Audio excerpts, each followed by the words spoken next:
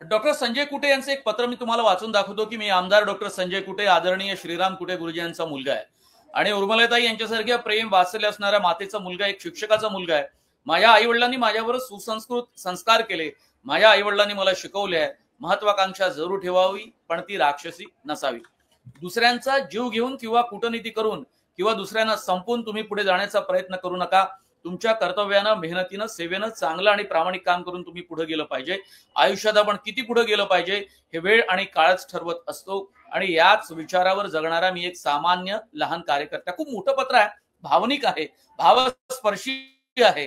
त्यांच्या एकंदरीत राजकीय वाटचालीमध्ये त्यांना 6 महिन्याचं मंत्रिपद, कामगार मंत्रिपद दिलं गेलं होतं 2014 ते 2019च्या काळामध्ये आणि 2.5 वर्षाच्या महायुतीच्या काळामध्ये तर त्यांना काही मंत्रिपद दिलं गेलं नव्हतं. पण यावेळी मात्र त्यांना 100% मंत्रिपद मिळेल असं त्यांना स्वतःलाही वाटत होतं, कार्यकर्त्यांनाही वाटत होतं आणि भाजपमध्ये सुद्धा वाटत होतं.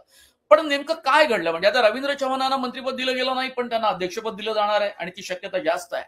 धर्मेंद्र, नेमकं काय झालं हे तुम्हाला देवेंद्र फडणवीस आणि इतर सांगू शकतात. त्यांना रिजनल बॅलन्स करायचा होता. त्यांना बुलढाणा जिल्ह्यातल्या 2 लोकांना घेता येतात. त्यांनी ऑलरेडी फुंडकरांच्या मुलाला घेतलाय. संजय कुटेंना त्यांनी बाजूला ठेवलं. मागच्या 6 महिन्याच्या कार्यकाळामध्ये त्यांच्याकडे ओबीसी मतदारसंघ, आपला ओबीसी पोर्टफोलिओ होता. तर बघा ह्या गोष्टी आणि ते देवेंद्र फडणवीसांचे जवळचे पण समजले जातात. जेव्हा कोणी कोणाचं जवळचं असतं ना, तेव्हा तुम्हाला काही गोष्ट करायची असते की जी काही लोकांच्या विरुद्ध जाऊ शकते. त्याच्यामध्ये जर आपल्या मित्राचा किंवा आपला जो जवळचा व्यक्ती आहे त्याचा पण सहभाग असू शकतो. त्याच्याही जर आपल्याकडून अपेक्षा असल्या काही तर आपण पहिल्यांदा आपल्या मित्राला किंवा आपला जो ऐकणारा आहे त्याला आपण पहिल्यांदा समजवतो की बघ रे बाबा, असं असं आहे, मुलांनी हे करायचं आहे. त्याच्यामुळे बहुतेक संजय कुटेंना फडणवीसांनी सांगितलं असेल आधीच की बाबा मी यावेळी काही ऍडजस्ट करू शकत नाही, कारण आपल्या मागे आपल्याला ह्या गोष्टी करायच्या आहेत, या लोकांना आपल्याला इंडक्ट करायचं, या लोकांना चान्स द्यायचा आहे. तुमचं आम्ही नंतर बघू, तुम्ही वेगळे काय. एक फोटो मला आता मला इथे दाखवता येत नाही, पण काल जी विजय रॅली निघाली देवेंद्र फडणवीसांच्या नागपूरमध्ये, तर संजय कुटे हे अगदी त्यांच्या बाजूला होते रॅलीत पूर्ण वेळ आणि सोबत आणि सोबतीला काही फारच कमी महत्वाचे नेते होते. खरं तर ते काही नागपुरातले नेते नाहीये, ते भाजपचे राज्यातले नेते आहेत. जळगाव दामोदचे या मतदारसंघाचे स्टार प्रचारक होते, बरोबर, मागच्या निवडणुकीमध्ये स्टार प्रचारक आणि सरचिटणीस पण आहे. पक्षाची एक मोठी जबाबदारी आहे, वेगवेगळ्या जबाबदाऱ्या सातत्यानं ते पार पाडत असतात. पण मी त्यांना शपथविधी समारंभामध्ये पाहिलं आणि त्यावेळेला स्वाभाविकता अनेक लोक जेव्हा भेटतात तेव्हा चेहऱ्यावर दडपण येतं आणि तुम्ही नाही म्हटलं तरी ते एक नाराजी त्यांच्या चेहऱ्यावर दिसत नाही, कारण लोकांना काय उत्तर देणार किंवा ज्यांना असं वाटतं की आपण मंत्री झालो पाहिजे अशा चाहत्यांची जी काही इच्छा असते किंवा त्यांच्या आप्तस्वकीयांची, कार्यकर्त्यांची, तेव्हा साहजिकच त्यांच्या चेहऱ्यावरचं ते दडपण मला वाचता आलं. पण तरी सुद्धा हाच व्यक्ती देवेंद्र फडणवीसांच्या बाजूला राहून विजयी रथावर उभा राहतो आणि सहभागी होतो, तेव्हा त्याचा आनंद, तिथे काही नाराजी दिसली नाही, आनंदाने त्या विजयी जल्लोषामध्ये ते साजरे झाले. त्यांना पहिल्यांदा ऑफकोर्स म्हणजे त्यांना पहिल्यांदाच माहित होतं ना मी त्यांच्या टीम मध्ये नाहीये, हे कुठेंना माहित असेलच. ते असताना सुद्धा त्यांच्या सोबत होते. ही स्टूड बाय हिम, ते पक्षाचा एक कार्यकर्ता म्हणून त्यांच्यासोबत होते आणि जो व्यक्ती त्यांना आवडतो, त्यांनी काही फडणवीस मला आवडत नाही असं कधी म्हटलेलं नाही. फडणवीसांच्या विरुद्ध काही त्यांनी कधी काही बोललेले नाही. ते फडणवीसांच्या कॅम्पातलेच आहे. मी तुम्हाला आणखी पुन्हा सांगतो की रवींद्र चव्हाण सुद्धा याच कॅटेगरीमध्ये आहे. तुम्ही तुमच्या जवळच्या लोकांना सांगू शकता की बाबा यावेळी तुम्हाला जरा मी नाही देऊ शकत, मी तुम्हाला यावेळी नाही देऊ शकत, मला बाकी लोकांना ऍडजस्ट करायचं, आपण नंतर बघू. तर ही अशी केस आहे. जर संजय कुटे खरोखरच नाराज असते तर त्यांच्या इतर सहकाऱ्यांसारखे जे नाराज आहेत, इतर पक्षातले ज्यांचे त्यांचे पाठीराखे, त्यांचे सपोर्टर्स त्यांच्या मतदारसंघामध्ये प्रोटेस्ट करतायत, संजय कुटेंच्या मतदारसंघामध्ये होते आहे का प्रोटेस्ट? आहे का प्रोटेस्ट? नाही, पण त्यांनी जे पत्र लिहिलं त्याच्यामध्ये आपल्या भावना त्यांनी पूर्णपणे मांडलेले आपल्याला तेच आहे की तुम्हाला तुमच्या कार्यकर्त्यांना सांगावं लागतं ना, यांच्यावरती जास्त बर्डन आहे. पण अत्यंत यांच्यावरती जास्त, बघा, अत्यंत सभ्य पद्धतीने सभ्य पद्धतीने चांगल्या पद्धतीने लिहिले त्यांनी. मी RSSचा कसा लहानपणाचा स्वयंसेवक आहे, कसा शिस्तबद्ध पक्षाचा कार्यकर्ता, हे सगळं लिहिलं.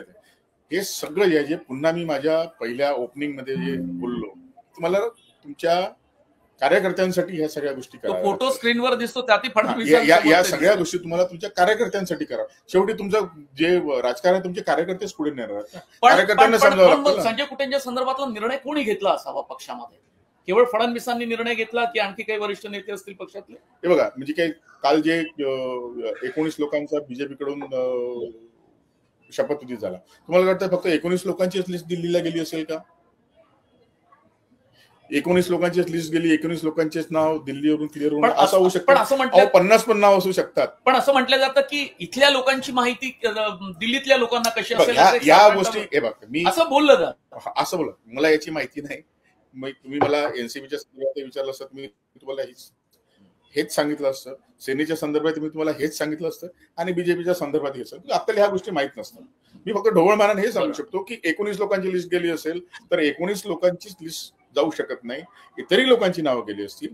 त्याच्यामध्ये समन्वय काही लोकांना, वरच्या लोकांना पसंत नसतील, काही लोकांना खालच्या लोकांना पसंत नसतील, काही देवेंद्र फडणवीसांचे रिकमेंडेशन्स असतील, काही इतर नेत्यांचे रिकमेंडेशन्स असतील आणि सगळ्यांनी मिळून होतं ना. ही तर शिंदेची जशी त्यांच्या पक्षामध्ये शिंदेच चालतं, ते पक्ष नेते आहेत, ते होलसोल आहेत. अजित पवारांच्या पार्टीमध्ये अजित पवार होलसोल आहे. ते काय जास्तीत जास्त कोणाची प्रफुल्ल पटेल किंवा सुनील तटकरेंची त्यांनी सल्लामसलत केली असेल. शिंदेनी त्यांच्या जवळच्या त्यांच्याशी सल्लामसलत केली. आपण शिंदे कॅम्पच्या संदर्भामध्ये आपण सुभाष शिर्के यांच्याकडे जाऊया. विजय शिवतारे, तानाजी सावंत, अब्दुल सत्तार आणि तानाजी सावंत हे वादग्रस्त मंत्री होते. दीपक केसरकरांना डच्चू दिलं या मंत्रिमंडळामध्ये आणि सगळेच मंत्री होते आधी. आणि संजय राठोड म्हणजे तानाजी सावंत यांचं नाव जसं कापलं जाणार होतं तसंच संजय राठोड यांचंही नाव त्या यादीमध्ये होतं. पण बंजारा समाजाचा एकंदरीत विचार करता त्यांना त्यांचा समावेश मंत्रिमंडळात करून घेतला असं साधारणतः आपल्याला पाहायला. तुम्हाला 2 उदाहरणं या कॅबिनेट मध्ये बघायला लागतील. एका जिल्ह्यातले 2 लोक एकाच समाजाची, पंकजा मुंडे, धनंजय मुंडे. इकडे राठोड आणि नाईक. बघा, हा आणि 2 वेगवेगळ्या पक्षांचे लोक. ते वंजारी समाज. बघा, दोन्ही हे समाज आहेत, ते त्यांच्या क्षेत्रामध्ये खूप काय म्हणतात त्याला, इफेक्टिव्ह आहेत, त्यांचा खूप पॉप्युलर आहेत, प्रभावी आहेत. म्हणजे ते कोणत्याही निवडणुकीचा कल बदलू शकतात. आणि कोणता पक्ष एका मोठ्या वोट बँकेच्यासाठी एक मंत्री एका पक्षाने दिल्यानंतर त्याला मोठा होऊन द्यायचा काही ऑपॉर्च्युनिटी देईल का? त्याला बॅलन्स करावं लागतं ना. पंकजा मुंडेला जेव्हा तिथे मंत्री करणार तेव्हा धनंजय मुंडेला यांना मंत्री करणं, it is politically very correct for the Ajit Pawar party. Right. दोन्ही. माझा प्रश्न छगन भुजबळांच्या संदर्भामध्ये मग काय विचार केला असावा? कारण ते तर मोठ्या माळी समाजाचं, ओबीसीचं नेतृत्व करणार, एवढा मोठा नेता आहे, 85 पासून याच्यामध्ये आहे. तर पक्षाने बहुतेक त्यांच्याकडून त्यागाची अपेक्षा केली असेल. त्यांचा राग जास्त कशासाठी आहे की मला ही अशी ट्रीटमेंट का? म्हणजे अजित पवारांनी त्यांना स्पष्ट सांगितलं की नाही हे आपल्याला माहित नाही, पण त्यांच्या बोलण्यावरून असं चालतं की त्यांना आधी त्यांचं असं म्हणणं असेल की मला विश्वासात का घेतला नाही, असं असू शकतं. किंवा तुम्हाला जर मला ड्रॉप करायचं असेल तर तुम्ही मला सांगायला पाहिजे होतं. तुम्ही जस्टिफाय करायचं की भुजबळ साहेब असं काय, आपण असं केलं पाहिजे का, तुमची याला संमती आहे का, आपण असं करूया का, तुम्ही बसाल का, तुमची त्याग करायची तयारी आहे का? तर आता शेवटी मी त्यांचा बाईट ऐकला त्या म्हणलं की मला अशी मी काय लहान मुलगा आहे का, मी काय खेळवणं आहे का, अशी त्यांची बाईट आहे. त्याच्यामुळे ह्या भावना तुम्ही ज्या बदलणाऱ्या जो आहे हेही तुम्ही थोडं लक्षात घेतलं पाहिजे. आणि इक्वेशन्स बघाल नाशिकचे, इथे राष्ट्रवादीचं कोणी नाही मंत्री, बरोबर ना? की यांना केलं, कोकाटेंना केलं ना त्यांनी. तिथे कोकाटे पर्व सुरू झालं आणि माणिक पर्व सुरू झालं भुजबळांच्या जागी, अशी पण चर्चा झाली. बरं, मग कोकाटे कधी मंत्री होते का याआधी? माझ्या माहितीत तर नव्हते ना. मग कोकाटे जवळपास 5 टर्मचे वगैरे 6 टर्मचे वगैरे आमदार आहेत. 5 टर्म तरी असतील. 4-5 वेळा झाले. मग 5 टर्म असलेल्या आमदाराची काही अपेक्षा असेल की नाही?